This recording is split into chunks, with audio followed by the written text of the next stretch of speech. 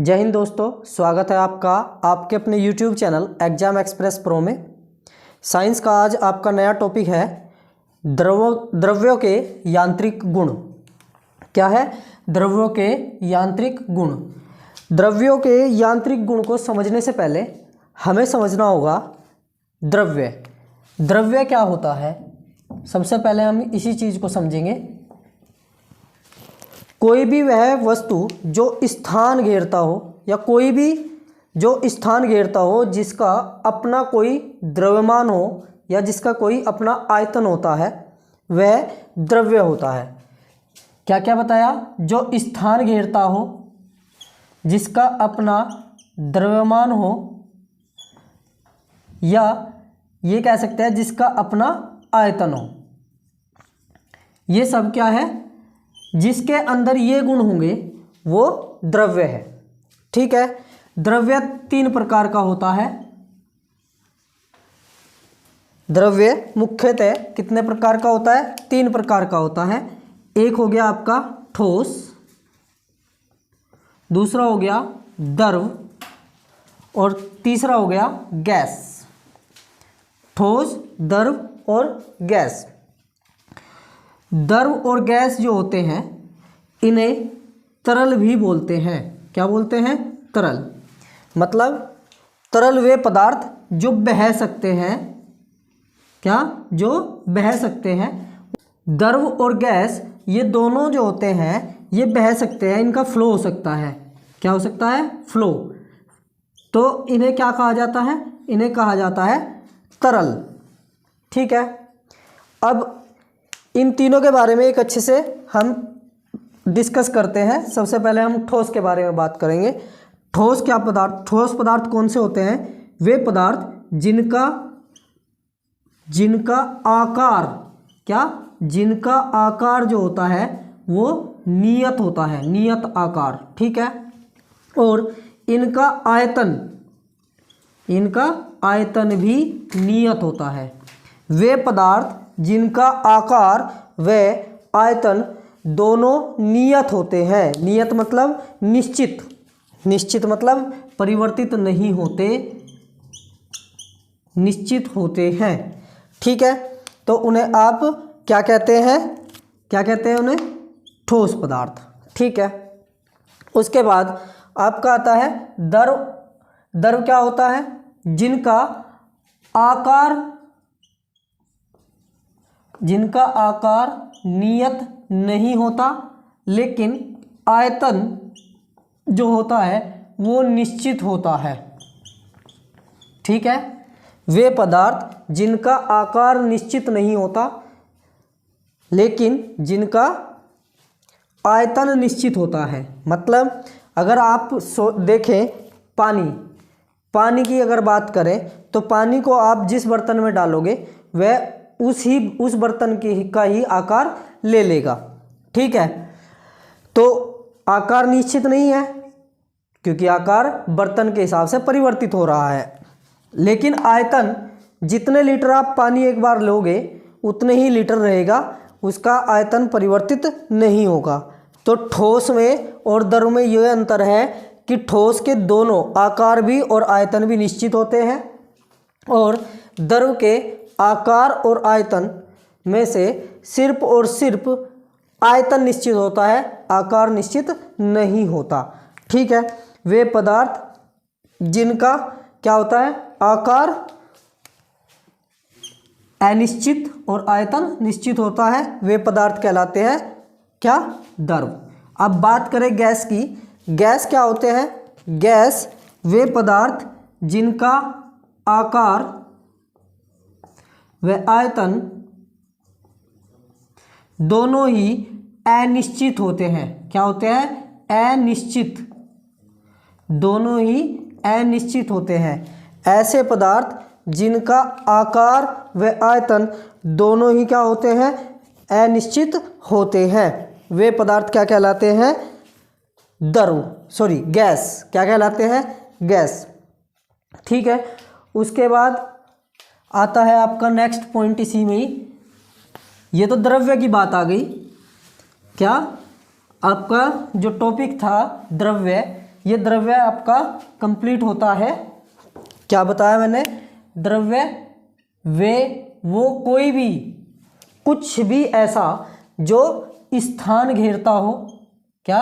जो स्थान घेरता हो, जिसका अपना आयतन हो, जिसका द्रव्यमान हो, वो क्या है? द्रव्य है। द्रव्य 3 प्रकार का, कौन कौन सा? ठोस, द्रव, गैस। ठीक है, ठोस, द्रव, गैस, जिनका आकार, आयतन दोनों निश्चित, दोनों क्या? निश्चित। द्रव जिसका आकार अनिश्चित और आयतन क्या? आयतन निश्चित। ठीक। गैस जिसका आकार व आयतन दोनों अनिश्चित। मेरे हिसाब से ये अच्छे से समझ आ गया होगा ये पॉइंट। ठीक है, तो ये तो हो गया द्रव्य की बात। अब द्रव्यों के गुण की बात करेंगे हम। द्रव्यों के किसकी बात करेंगे? यांत्रिक गुणों की बात करेंगे, जो मेन पॉइंट है। द्रव्यों के यांत्रिक गुण क्या क्या है? पहला, द्रव्यों के यांत्रिक गुण में सबसे पहली बात करेंगे हम प्रत्यास्थता। किसकी बात करेंगे? प्रत्यास्थता। प्रत्यास्थता। ठीक है, प्रत्यास्थता क्या होती है? आपने देखा होगा कि कुछ वस्तुएं ऐसी होती है जिन पर आप बल लगाएं और बल लगाते ही उसके आकार में परिवर्तन आ जाता है, उसकी आकृति में, यानी या तो आकार में परिवर्तन आएगा, आकृति में परिवर्तन आएगा। ठीक है, लेकिन जैसे ही आप बल हटा लेते हैं तो उसके आकार या आयतन आकार या आकृति पूर्व स्थिति में वापस आ जाएंगे। ठीक है, तो पदार्थ के इस गुण को क्या कहते हैं? पदार्थ के इस गुण को कहते हैं प्रत्यास्थता। जैसे ये एक बोतल है और इस बोतल में मैंने एक बल लगाया तो इसने देखो आकार परिवर्तित कर लिया। ठीक है, अब जब तक इस पर बल लगा रहेगा जब तक इसका आकार ऐसा ही रहेगा, लेकिन जैसे ही मैं इस पर से बल हटाऊंगा तो ये अपनी पूर्व स्थिति में आ गई फिर से।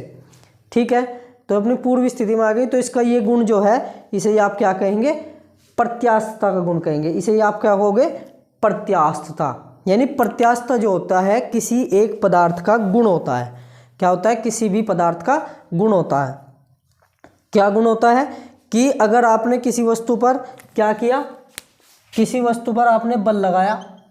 ठीक है, बल लगाया, बल लगाते ही क्या हुआ? आकार परिवर्तन हुआ, आकार या आकृति ये क्या हुई? परिवर्तित हो गई। ठीक है, लेकिन जैसे ही बल हटाया तो उसके आकार में फिर वो पूर्व आकार प्राप्त कर लिया। उसने क्या कर लिया? पूर्व आकार प्राप्त कर लिया। तो इस गुण को क्या कहते हैं? प्रत्यास्थता। इसका एक बहुत सिंपल सा एग्जांपल है। एक रबर बैंड होता है, रबर बैंड को आप खींचिए, खींचने के बाद आप देखेंगे उसके आकार में परिवर्तन आया। जैसे ही उस रबर बैंड से आप बल हटा देते हैं तो वो अपनी पूर्व अवस्था में वापस आ जाती है। तो उसके इस गुण को क्या कहते हैं? प्रत्यास्थता कहते हैं। ठीक है, समझ आ गई बात? अच्छा, अब प्रत्यास्थता हो गई, उसके बाद आता है आपका पॉइंट ये कि प्रत्यास्थता की कुछ सीमा होती है। क्या? प्रत्यास्थता की सीमा। प्रत्यास्थता की सीमा। ठीक, प्रत्यास्थता की सीमा क्या है? प्रत्यास्थता की सीमा है कि जब आपने किसी, सपोज करो रबर बैंड ही ले लिया आपने, उस रबर बैंड पे आपने बल लगाया और बल लगाते जा रहे हो, एक ऐसी स्थिति आएगी कि जब उस पर आप बल लगाओगे और फिर बल लगाने के बाद उसके आकार में पूरा परिवर्तन आ जाएगा, फिर उसे छोड़ोगे तो वो परिवर्तन मतलब वो पूर्व अवस्था में नहीं आएगी।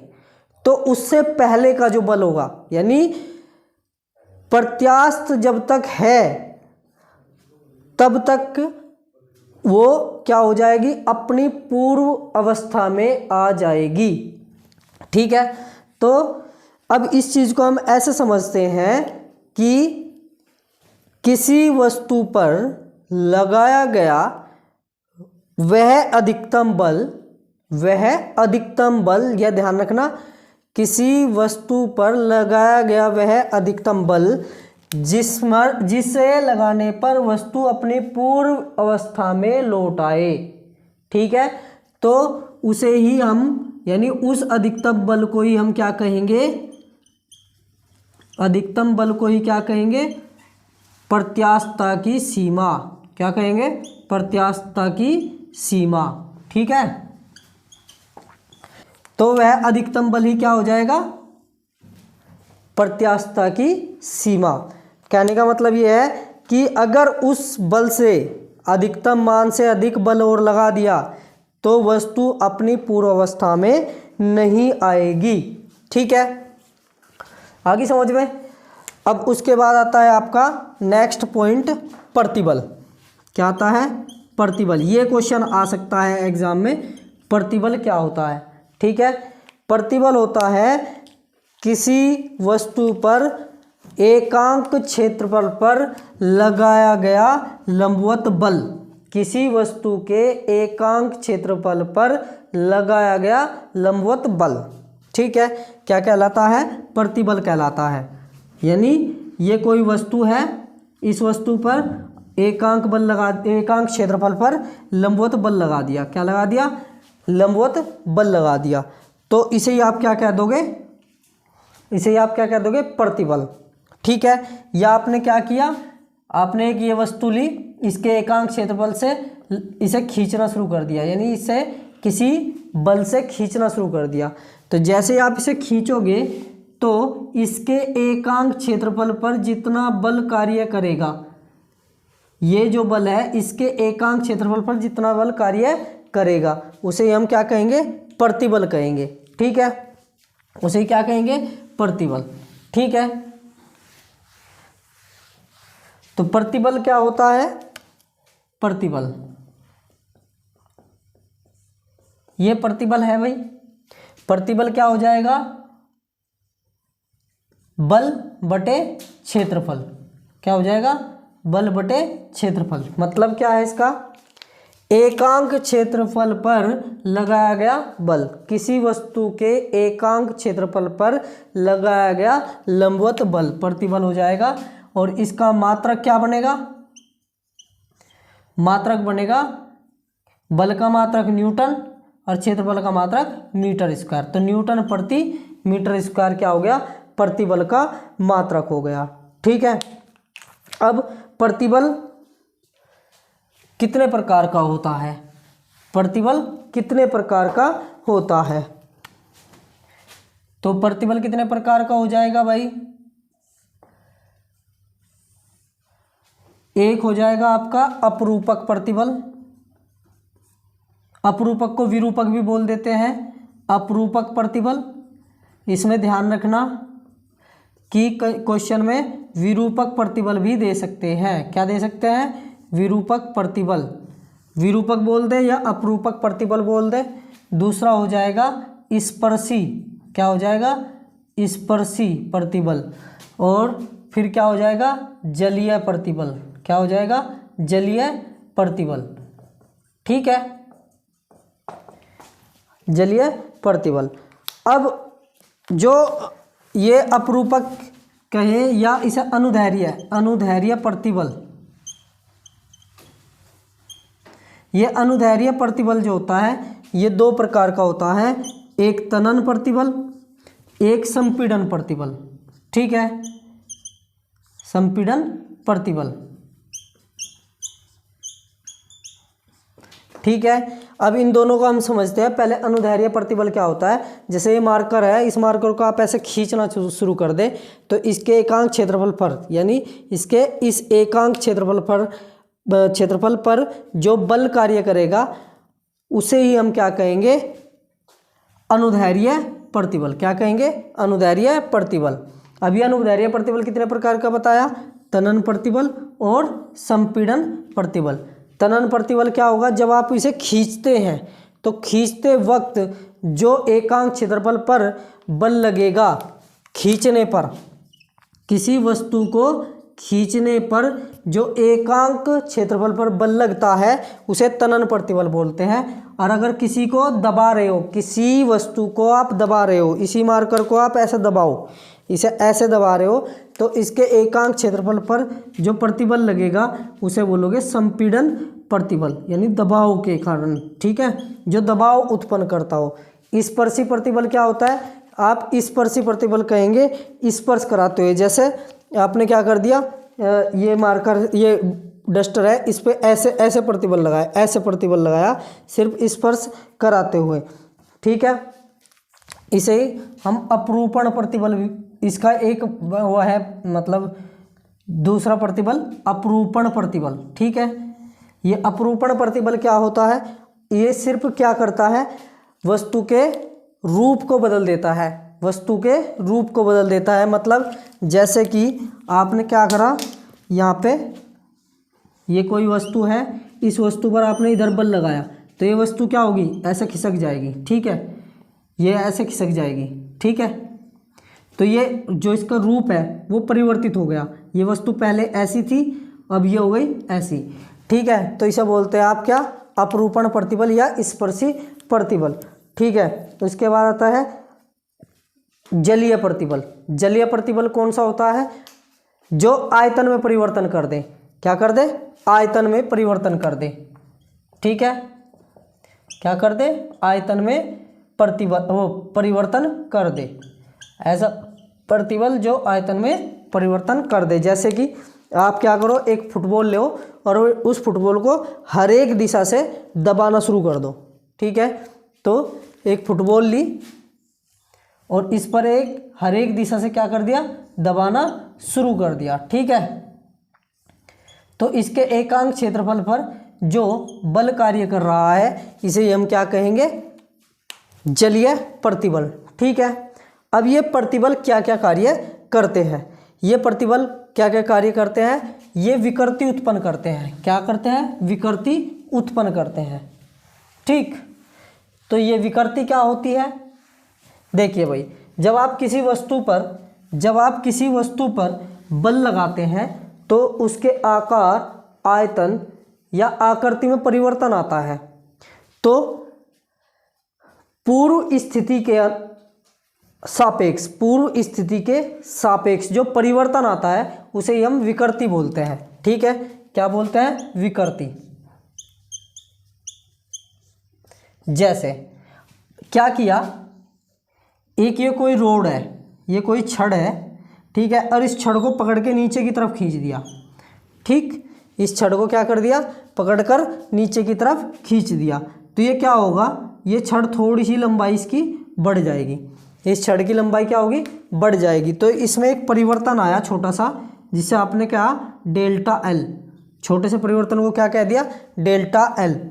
तो मान के चलो ये लंबाई है एल, तो इस लंबाई के सापेक्ष कितना परिवर्तन आया, डेल्टा एल, ठीक है। तो क्या होगा, डेल्टा एल बटे एल, ये हो जाएगी विकृति, क्या होगी, विकृति, ठीक है। अब चूंकि ये खींचने पर आ रही है यानी अनुदैर्ध्य प्रतिबल के कारण आ रही है, तो इसे क्या बोलोगे, अनुदैर्ध्य विकृति बोलेंगे, क्या बोलेंगे, अनुदैर्ध्य विकृति, ठीक है भाई, अनुदैर्ध्य विकृति बोलेंगे इसे, समझ में आई बात। यानी विकृति क्या होता है कि प्रतिबल के कारण पूर्व अवस्था के सापेक्ष परिवर्तन, किसी वस्तु की पूर्व अवस्था के सापेक्ष जो परिवर्तन होता है उसे हम क्या बोलते हैं, विकृति बोलते हैं, ठीक है। जैसे कि मैंने अभी बताया लंबाई में परिवर्तन, ऐसे ही क्या किया, ये कोई वस्तु है, इसका आयतन v है, इसका आयतन क्या है, v है, और इसे दबा दिया गया, हर एक दिशा से क्या कर दिया, दबा दिया गया, ठीक है। तो इसका आयतन कैसा हो जाएगा, ये वस्तु कुछ ऐसी यहाँ पे आ जाएगी, ठीक है। तो इसका आयतन परिवर्तित हो जाएगा, क्या हो जाएगा, इसका आयतन परिवर्तित हो जाएगा। मान के चलो इसका आयतन में परिवर्तन हुआ डेल्टा वी, मान के चलते हैं इसके आयतन में परिवर्तन कितना हुआ, डेल्टा वी। तो डेल्टा वी बटे वी, ये क्या हो गया, डेल्टा वी बटे वी, यही हो गया विकृति, अब चूंकि ये विकृति आयतन में आई तो आयतन में विकृति है तो आयतनात्मक विकृति कह सकते हैं हम इसे। क्या कह सकते हैं? आयतनात्मक। क्या कह सकते हैं? आयतनात्मक विकृति कह सकते हैं। ठीक है, इसे क्या कह सकते हैं? आयतनात्मक विकृति कह सकते हैं। ठीक है भाई। उसके बाद आता है आपका नेक्स्ट पॉइंट। उसके बाद नेक्स्ट पॉइंट आता है हुक का नियम। क्या आता है? हुक का नियम। नेक्स्ट पॉइंट है हुक का नियम। ये बहुत इंपॉर्टेंट क्वेश्चन है, इसे नोट कर लेना। हुक का नियम जो सबसे ज़्यादा क्वेश्चन पूछा गया है आज तक इस टॉपिक में से, इस टॉपिक में सबसे ज़्यादा क्वेश्चन हुक का नियम ही पूछा गया है। जो हुक का नियम होता है वो क्या होता है? देखो भाई, हुक का नियम है प्रतिबल जो है वो विकृति के अनुक्रमानुपाती होता है। क्या होता है? विकृति के अनुक्रमानुपाती। मतलब ये समझ लीजिए कि अगर विकृति ज़्यादा होगी तो समझ लो प्रतिबल भी ज़्यादा ही होगा। अगर विकृति कम है तो प्रतिबल कम। मतलब विकृति के बढ़ने के साथ साथ प्रतिबल भी बढ़ाना पड़ेगा। ठीक है, या प्रतिबल के बढ़ने पर विकृति बढ़ेगी। आप खुद सोचिए कि अगर आप किसी वस्तु पर बल, जितना ज़्यादा बल लगाओगे वो उतनी ही ज़्यादा उसकी आकृति में या आकार में परिवर्तन आएगा। ठीक है, आई समझ में? ठीक। अच्छा, अब इसमें क्या होता है? हुक का नियम क्या कहता है? हुक का नियम कहता है कि प्रत्यास्थता की सीमा के अंदर, क्या? प्रत्यास्थता की सीमा के अंदर, प्रत्यास्थता की सीमा के अंदर क्या होगा? जो किसी वस्तु पर लगाया गया प्रतिबल है विकृति के अनुक्रमानुपाती होगा। यानी प्रतिबल जो है वो क्या होगा? अनुक्रमानुपाती होगा। किसके? अनुक्रमानुपाती होगा। किसके अनुक्रमानुपाती होगा? विकृति के। ठीक है, प्रतिबल विकृति के अनुक्रमानुपाती होगा। किसके अनुसार? किसके अनुसार? हुक के नियम के अनुसार। ठीक है, एक क्वेश्चन इसमें से आ सकता है प्रतिबल विकृति के अनुक्रमानुपाती, ये वाला क्वेश्चन आ सकता है। इसे नोट कर लेना, इसे अच्छे से समझ लेना कि प्रतिबल विकृति के अनुक्रमानुपाती होता है। लेकिन ये भी आपको ध्यान रखना है प्रत्यास्थता की सीमा के अंदर, प्रत्यास्थता की सीमा के अंदर। ठीक है, ये इंपॉर्टेंट पॉइंट है इसमें। ठीक, उसके बाद इसमें क्या करते हैं? अब चूंकि इसमें अनुक्रमानुपाती है तो एक काम कर लेते हैं कि जो प्रतिबल है उसे हम ऐसा लिख सकते हैं, एक नियतांक ले लीजिए और गुना विकृति कर दीजिए।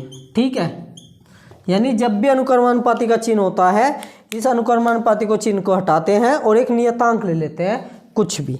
ठीक है, वो कुछ इसी के लिए यूज किया जाने वाला नियतांक है, वो कभी ज़्यादा यहाँ पे डीपली जाने की ज़रूरत नहीं है। बस इतना याद रखें कि यहाँ पे एक नियतांक लिया जाएगा। अब प्रतिबल विकृति आ जाएगी बटे में विकृति, प्रतिबल बटे विकृति बराबर नियतांक। नियतांक को कहा जाता है यहाँ पे ई जो है वो है यंग प्रत्यास्थता गुणांक। इसे क्या कहा जाता है? यंग प्रत्यास्थता गुणांक। क्वेश्चन यहाँ से भी पूछा जा सकता है कि यंग प्रत्यास्थता गुणांक क्या होता है? यंग प्रत्यास्थता गुणांक होता है प्रतिबल बटे विकृति। क्या होता है? यंग प्रत्यास्थता गुणांक बराबर प्रतिबल बटे विकृति। ठीक है, अब यंग प्रत्यास्थता गुणांक प्रतिबल बटे विकृति हो गया। अब इसका मात्रक क्या बनेगा? ये ध्यान रखें, बहुत इंपॉर्टेंट पॉइंट आप मेरे दिमाग में आया है अभी, कि जो विकृति होती है इस विकृति का मात्रक क्या होता है? विकृति का मात्रक आप समझिए, इसका सूत्र बताया मैंने अभी भी, डेल्टा एल बटे एल। और डेल्टा एल का मात्रक होगा मीटर, या क्योंकि अभी लंबाई है, और एल का मात्रक होगा मीटर। तो दोनों मीटर से मीटर मर गए, तो विकृति एक विमाहीन राशि है। इस पॉइंट को ध्यान रखना, बहुत इंपॉर्टेंट पॉइंट है। क्वेश्चन आ सकता है क्या कि 4 ऑप्शन देगा और क्वेश्चन बोल देगा इनमें से कौन सी विमाहीन राशि है, छांटिए कौन सी विमाहीन राशि है। तो याद रखें विकृति एक विमाहीन राशि होती है, ठीक है। विकृति क्या होती है, एक विमाहीन राशि होती है। इस पॉइंट पर आप अच्छे से फोकस कर लें, क्या विकृति एक विमाहीन राशि है। अच्छा, अब फिर वापस से अपने टॉपिक पे आते हैं कि यंग प्रत्यास्थ गुणांक E बराबर प्रतिबल बटे विकृति। तो प्रतिबल का मात्रक क्या था, न्यूटन प्रति मीटर स्क्वायर, क्या था, न्यूटन प्रति मीटर स्क्वायर। अब विकृति का मात्रक कोई मात्रक नहीं होता, विकृति का कोई मात्रक नहीं होता, ठीक है। विकृति जो है विमाहीन राशि है, क्या है, विमाहीन राशि। कौन, विकृति, विकृति एक विमाहीन राशि है। इस चीज को अच्छे से ध्यान रखें। तो भाई प्रतिबल जो होगा, प्रतिबल का जो मात्रक है वही यंग प्रत्यास्थ गुणांक का मात्रक हो जाएगा। जो प्रतिबल का मात्रक है वही क्या हो जाएगा, यंग प्रत्यास्थ गुणांक का मात्रक हो जाएगा, ठीक है। अच्छा जी, अब उसके बाद आता है क्या, मात्रक हो गया इसका यंग प्रत्यास्थ गुणांक का। और अभी एक सूत्र और बना सकते हैं हम इसका, क्या बना सकते हैं, E बराबर आपने पढ़ा F बटे A, यानी प्रतिबल सीधा, चलो प्रतिबल बटे विकृति। अच्छा जी, अब प्रतिबल का सूत्र मैंने अभी थोड़ी देर पहले आपको बताया था, F बटे A। विकृति का सूत्र क्या हो गया, डेल्टा L बटे L, ठीक है। तो आप इससे बना सकते हो E बराबर FL बटे क्या, डेल्टा L इंटू A। ये बन गई क्या, यंग प्रत्यास्थ गुणांक का सूत्र। ये क्या बन गया, यंग प्रत्यास्थ गुणांक का सूत्र बन गया, ठीक है। उसके बाद आपका आता है पॉइंट क्या, उसके बाद नेक्स्ट पॉइंट आता है आपका अंतराण्विक बल। क्या आता है, अंतराण्विक बल। अंतराण्विक बल, ये अंतराण्विक बल क्या होता है, अंतराण्विक बल होता है, अंतराण्विक बल होता है कि जब कोई भी, अगर हम किसी भी वस्तु की बात करें, किसी भी वस्तु की अगर हम बात करें, वो वस्तु किससे मिलकर बनी होती है, कोई भी वस्तु किससे मिलकर बनी होती है, वो बनी होती है कणों से मिलकर। और कण किससे बनते हैं, अणुओं से। और अणु किससे बनते हैं, परमाणुओं से, ठीक है। अब ये कैसे मिले रहते हैं, इनमें प्रत्येक, जो मैंने ये कण अणु परमाणु बताए हैं, इनमें एक बल, आकर्षण बल कार्य करता है, जो एक दूसरे को क्या करता है, आकर्षित करके बांधे रखता है। क्या करता है, एक दूसरे को आकर्षित करके बांधे रखता है, ठीक है। तो जब दो या दो से ज़्यादा कणों के बीच में एक बल कार्य करता है तो उन्हें बोलते हैं अंतराण्विक बल, यानी अणुओं के बीच में जो बल कार्य करता है। ये जो अणु है एक दूसरे के बीच क्या करता है, इनके बीच में क्या लगेगा, एक बल कार्य करता है। इनके बीच में, इन कणों के बीच, अणुओं के बीच में क्या करेगा, एक आकर्षण बल कार्य करता है। इस आकर्षण बल को ही हम क्या कहते हैं, अंतराण्विक बल कहते हैं। सॉरी, क्या बोलते हैं, अंतराण्विक बल कहते हैं, ठीक है।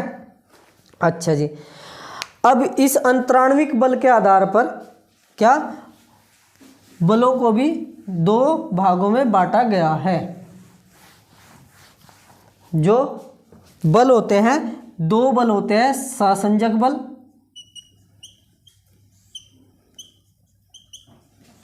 और एक होता है आसंजक बल।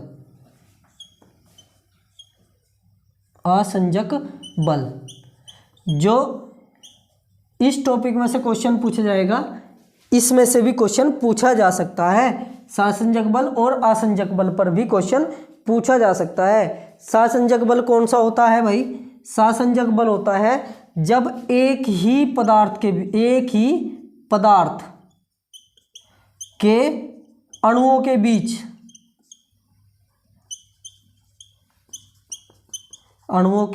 बीच लगने वाले बल की बात करें, अगर एक ही पदार्थ के अणुओं के बीच बल कार्य कर रहा है, एक ही पदार्थ के अणुओं के बीच बल कार्य कर रहा है, तो उसे हम सहसंजक बल कहते हैं। जैसे उदाहरण के तौर पर अगर हम पानी की बात करें, पानी के अंदर बहुत सारे अणु होते हैं, ठीक है, पानी के अंदर बहुत सारे अणु होते हैं, यानी पानी जो है, पानी भी बहुत सारे अणुओं से मिलकर बना है। तो उसके अणुओं के बीच में जो बल कार्य करेगा, उसके अणुओं के बीच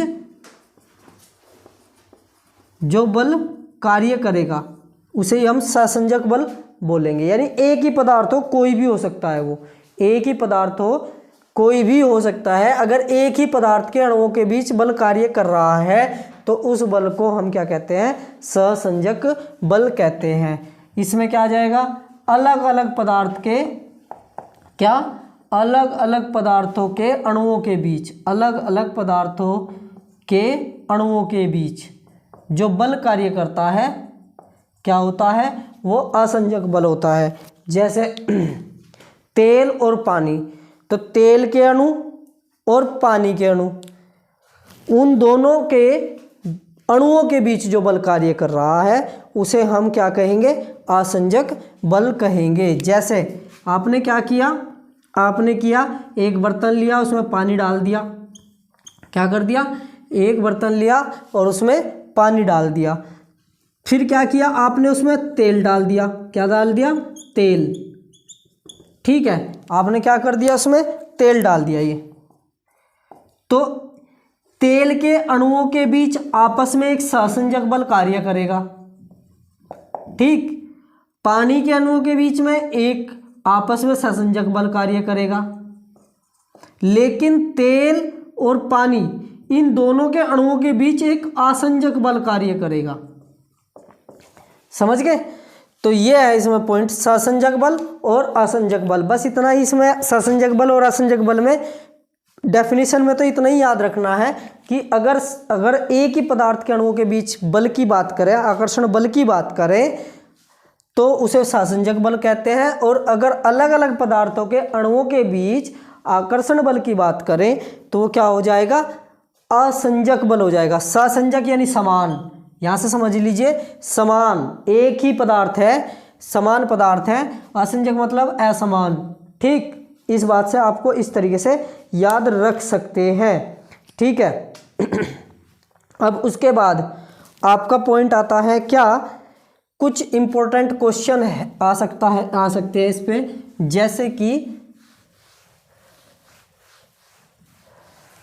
जैसे कि एक क्वेश्चन है कि अगर मैं बात करूं बर्फ नहीं, पानी ले लेते हैं। एक तो बात करें कांच, आपके पास तीन चीजें हैं, कांच, पानी और पारा।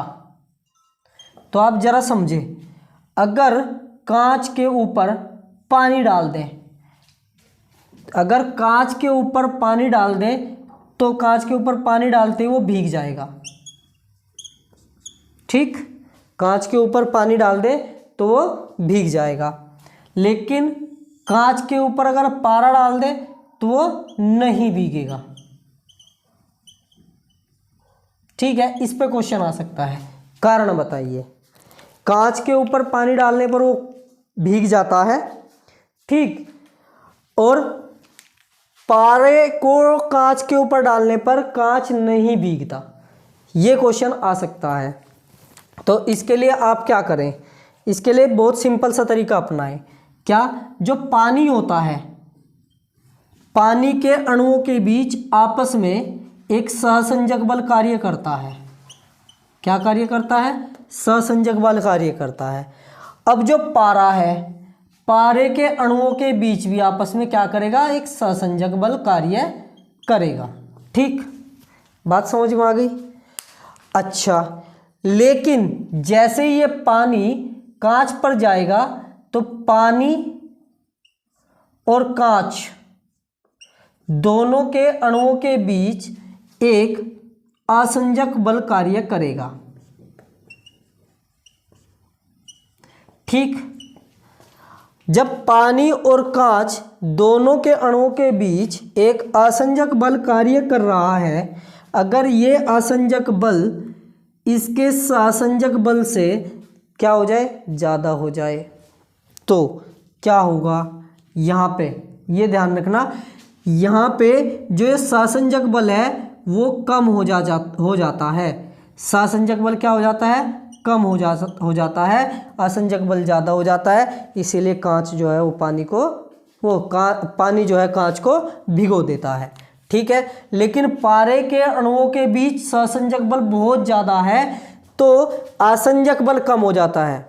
ठीक है, यहाँ पे पानी और कांच के बीच में, पानी